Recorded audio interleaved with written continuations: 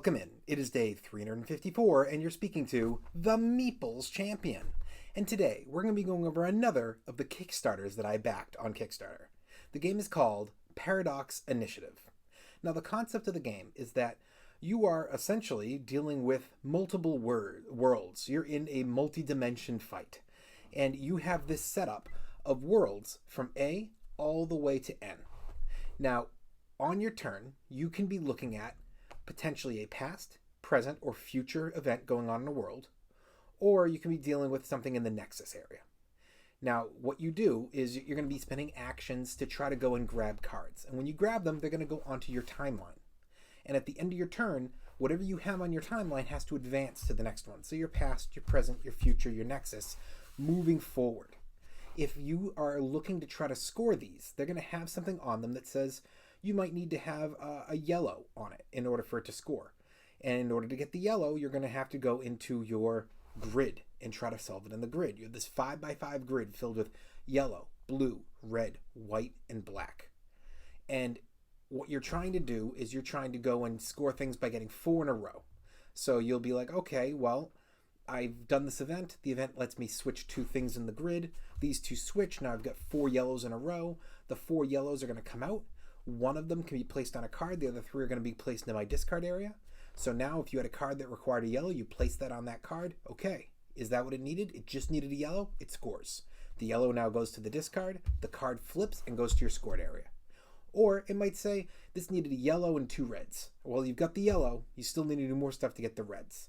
And then once you've finished all the actions for your turn ends and everything advances. So it still has that yellow, but you better hope it hasn't fallen off the edge yet, because if you don't complete it and it falls off the edge, everything gets lost. The card and all the pieces you put on it are gone. So you're trying to complete these, and then you're continuing on, and as you're going, you're going to be having the option to do, again, you have the 4, or you can get 5 in a row, which means you get to place 2 of them. There's also the opportunity for specialty things up the top that might say, oh, this time you can go and you can score something diagonally, or it might give you some other advantage to scoring. There's public out there, everybody can do it, objectives. These objectives score in a way that it is, you have to either get 1 point per objective that you did for it. You can get 3 points for every 2, which means 1.5 points per card, or 6 points for every 3, aka 2 points per card. So you have to have more cards in order for it to score, but each of these objectives goes to one of the 3 scoring areas, which means you're getting either 1.5 points, or 2 points per card. Now, the idea of this game is that you're going to be running through on this deck of cards that will flip up, I believe it's 4 cards at a time that you're going to be all trying to grab from. And when you're doing this, you're going to keep running this game until that pile runs out. And when the pile runs out, you're then scoring. Now, part of the issue with this is that as you're playing the game, there are going to be moments where you're going to have to move within your worlds. There's a piece there, and when it moves, what it does is when you complete a past, present, or future, you'll move this piece 1, 3, or 5 spaces, and wherever it lands, it fractures that world. You flip it face down, and now, when those score at the end, you have to take one and destroy it from your hand. Now, that may not sound like a lot. Oh, well, okay, you get to pick any of this particular world. The reason it's an issue is because the game scores based on, of the 4 cards, how many you have. You can score 1, 3, 6, or 10 points. So if you have all 4 of those and you got it fractured and one of them has to go, you're only scoring now 6 points. You just lost 4. However, there are ways to get that back. For instance, if on your board you've gone and you've made one of your Nexus cards, it's going to place out a shield. It stays on the spot that it's on, and you only can get it if that's part of a group that you take off the board. But when you get it, that shield can go onto the board and can do one of 2 things. It can heal a fractured world, so you could heal your fractured world and now you don't have to give a card up anymore. Or you can protect a world.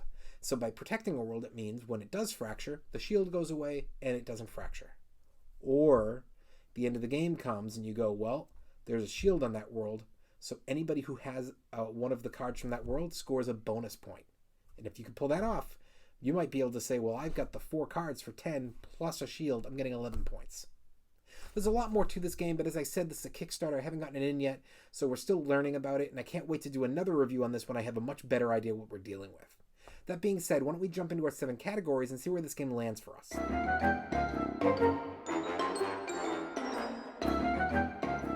When it comes to the art, I love the card art. I think that the art of this game looks fantastic.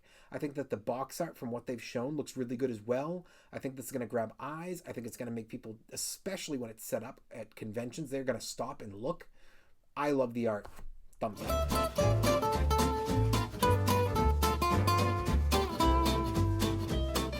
Your components. Primarily you're dealing with cards and with cardboard pieces, and I think all of them look like they're really good condition. Now, what I was looking at, it said that they might have some of these pieces switching in and out with newer pieces, so I would assume what we're looking at is going to either be the same or better, and to me, everything already looked great, so I'm going to say overall, thumbs up. Your price. So this game, it rose some money, but it's not going to be available in stores right away. And even if it were to be, it is going to be a little expensive for what it is. I think this game is going to end up coming out to probably an area of about $50 for its cost. And while it looks like a great game, a game that's going to be limited in its availability, and that's $50, and that to me is not going to be going the direction of kids or beginners, it's a little tight. It's going to be a thumbs down. Your difficulty. Like I said, kids and beginners this is not for, but this is definitely for experienced and experts. It looks perfect. I love what this game seems to look like it's going to be doing. The idea of working in multiple areas, I think this looks fantastic. I can't wait to get it to the table. Thumbs up.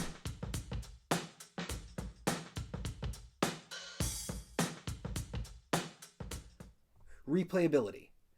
The game is going to take some time, but I think this is one of those games you can play a couple times in a row. I'm not looking at 3, but I think 2 in a row makes sense. It might be one of those games that you played a couple times and then you take a month or 2 away and then you played a couple more. It's going to take some time to really know for sure, but based on what I've seen for the playthrough videos, it looks to me like one I'd like to play multiple times in a row. So I think there's replayability there. Thumbs up.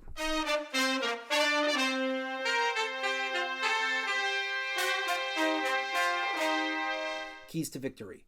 What are you after?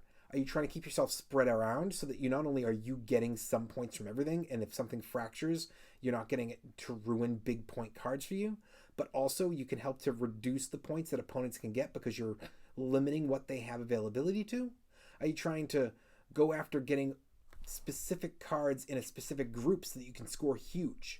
Are you trying to get more shield tokens so that you can protect the worlds? Are you after trying to make alliances which can potentially score you points? There's a lot to do in this. I think the keys to victory are even more than I could see. It's a thumbs up.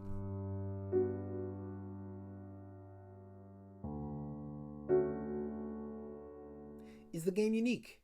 I see that there was originally a game from these guys called The Paradox, and that this is a follow-up to that. That being said, based on everything I read and I saw, it doesn't look like this is just a revamp of it. It looks like it's a bigger, better game. To me, this does look unique. Thumbs up. Overall, what do I think? I think this is going to be a really fun game. I can't wait to get it to the table. I don't think this is one that if you see it, you should buy it off the bat. It does look like there's enough intricacies to it that you want to know what you're playing. But I would suggest to try to go to a convention and see if this one's available. I would think 2024. I don't know if we're going to see this at a convention in 2023. Maybe, but I haven't gotten anything about it coming out to me yet. We're already in June, so there's a good chance that we're not going to be seeing this get to the backers until probably more around August or September at the best. So the likelihood is you're not going to see this at a convention until next year. But if you see it, I would go and either try to watch them play it, ask about it, or play it yourself and see where this game lands for you. Well, it has been day 354, and we've been speaking about the game, The Paradox Initiative. And you've been speaking to the Meeple's Champion.